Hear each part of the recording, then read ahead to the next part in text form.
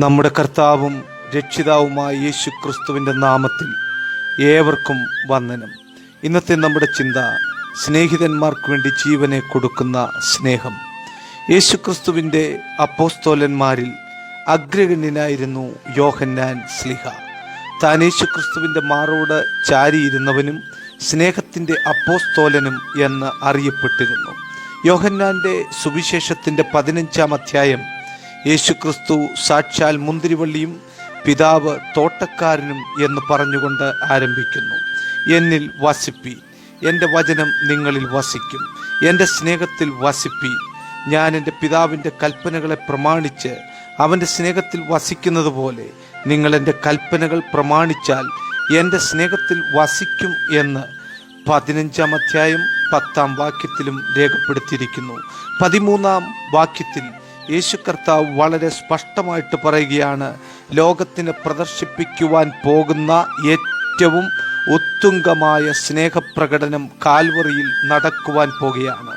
അത് എന്താണെന്ന് ചോദിച്ചാൽ, തൻ്റെ ജീവൻ തൻ്റെ ശിഷ്യന്മാർക്ക് വേണ്ടിയും തന്നിൽ വിശ്വസിക്കുന്ന സ്നേഹിതന്മാർക്ക് വേണ്ടിയും യേശു കർത്താവ് പരമയാഗമാക്കുവാൻ പോകുകയാണ്. ആ യാഗം മാനവകുലത്തെ പാപത്തിൽ നിന്ന് നേടുവാനുള്ള ദൈവത്തിൻ്റെ ഏറ്റവും പരമപ്രധാനമായ പദ്ധതിയാണ്. തൻ്റെ പുത്രനെ തന്നുകൊണ്ട് മാനവകുലത്തെ സ്നേഹിച്ചു എന്ന് വെളിപ്പെടുത്തുകയും നീതിക്കായി അതിൽ വിശ്വസിക്കുന്നവരെ എന്നേക്കും നിത്യജീവനായി രക്ഷിക്കുവാനും ദൈവം പദ്ധതിയിടുന്നു. പരമ പൗരോഹിത്യത്തിലേക്ക് പ്രവേശിക്കുന്നതിന് മുമ്പ് യേശു കർത്താവ് ഈ വാക്കുകളെ തൻ്റെ ശിഷ്യന്മാരോട് പറയുകയാണ്. തൻ്റെ ജീവനെ നൽകിക്കൊടുക്കുന്നത് ദൈവസ്നേഹത്തിൻ്റെ ഉത്തുംഗമായ മാതൃക വെളിപ്പെടുത്തുവാനാണ്.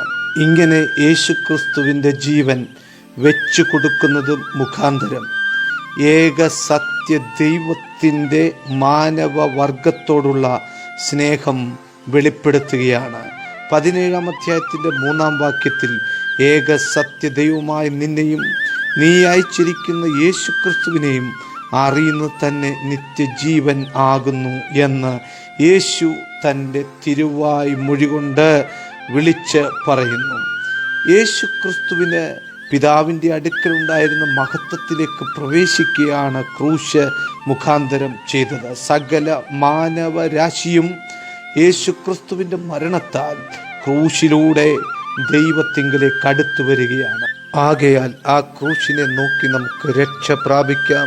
God bless you all.